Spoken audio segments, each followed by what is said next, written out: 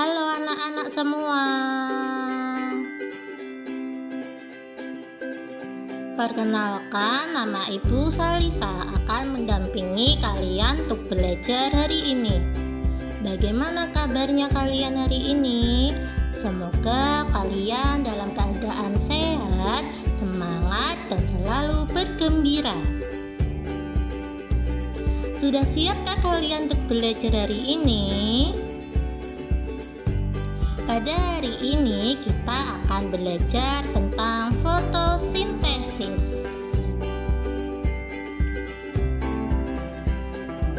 Ada yang sudah tahu belum nih apa itu fotosintesis? Sepertinya belum ada yang tahu ya. Ayo kita simak video pembelajarannya. Pada pembelajaran hari ini, kita akan belajar tentang fotosintesis, hasil fotosintesis, serta manfaat tumbuhan hijau bagi manusia dan hewan. Tahukah kalian, di Indonesia terdapat banyak sekali hutan yang terdiri dari pepohonan dan tumbuhan hijau. Hutan di Indonesia juga dijuluki dengan paru-paru dunia. Fotosintesis adalah proses pembuatan makanan oleh tumbuhan hijau dengan bantuan sinar matahari. Tumbuhan hijau mempunyai zat hijau yang disebut klorofil. Selain klorofil, dalam proses fotosintesis, tumbuhan juga memerlukan air, karbon dioksida, dan matahari.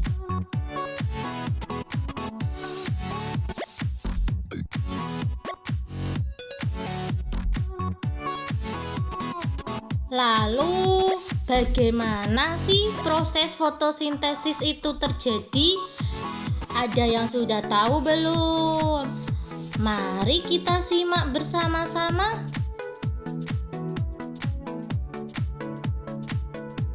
Bagian akar pada tumbuhan membantu memperoleh air dari tanah, lalu dibawa ke batang, daun, dan seluruh bagian tumbuhan.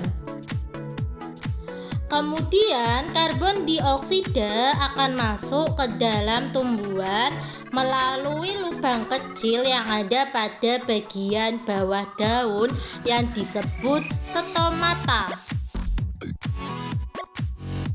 Kemudian tumbuhan akan mengolah karbon dioksida dan air dengan mesin khusus yang hanya dimiliki oleh tumbuhan yang disebut dengan klorofil. Klorofil akan menangkap energi dari sinar matahari dan menggunakannya untuk mengolah air, karbon dioksida, dan cahaya matahari menjadi gula dan oksigen. Proses itulah yang kita sebut dengan fotosintesis.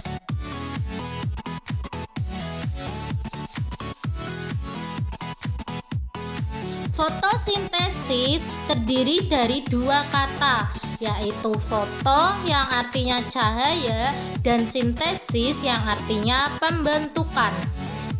Gula yang dihasilkan pada proses fotosintesis bisa digunakan langsung pada tumbuhan atau bisa juga disimpan pada buah. Selain gula, proses fotosintesis juga menghasilkan oksigen yang keluar melalui stomata ke udara, kemudian dihirup manusia dan kita gunakan untuk bernafas. Selanjutnya yaitu manfaat tumbuhan bagi manusia dan hewan. Ada yang tahu apa sih yang dimaksud dengan tumbuhan itu? Tumbuhan adalah sumber makanan bagi manusia dan hewan. Oleh karena itu, manusia dan hewan sangat bergantung pada tumbuhan hijau.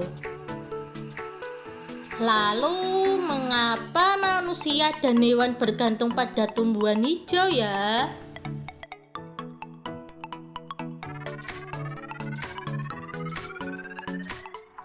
Tumbuhan hijau merupakan sumber makanan bagi manusia dan hewan.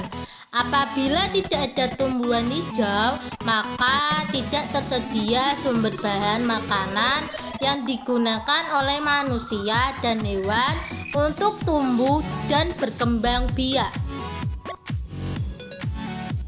Selain itu, tidak ada tumbuhan hijau mengakibatkan tidak adanya oksigen yang digunakan oleh manusia dan hewan untuk bernafas. Tumbuhan hijau juga memiliki peran bagi manusia dan hewan. Apa sih peran tumbuhan hijau bagi manusia dan hewan?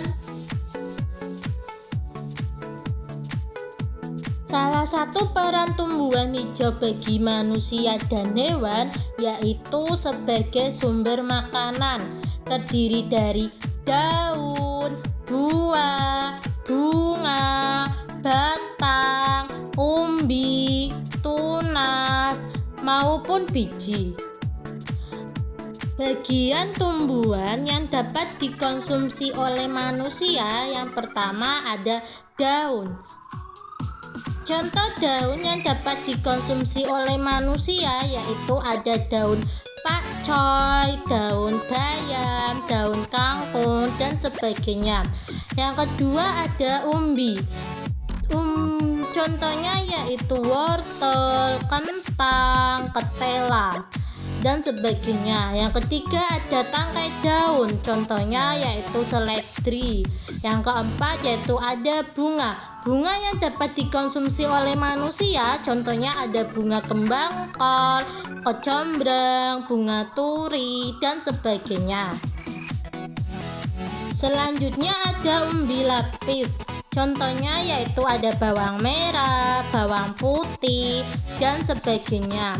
Bagian tumbuhan yang selanjutnya ada buah. Contoh buah yang dapat dikonsumsi oleh manusia ada tomat, mangga, apel, dan sebagainya. Bagian tumbuhan yang selanjutnya ada biji. Biji yang dapat dikonsumsi oleh manusia ada kacang merah, kedelai, dan sebagainya. Bagian tumbuhan yang terakhir ada batang. Batang yang dapat dikonsumsi oleh manusia ada asparagus. Selain manusia, hewan juga mendapatkan sumber energi dari tumbuhan hijau. Contohnya yaitu sapi memakan rumput dan burung memakan biji-bijian.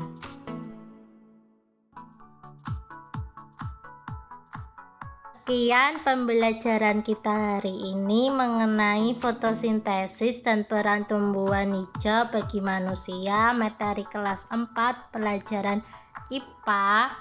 Ibu akhiri, wassalamualaikum warahmatullahi wabarakatuh.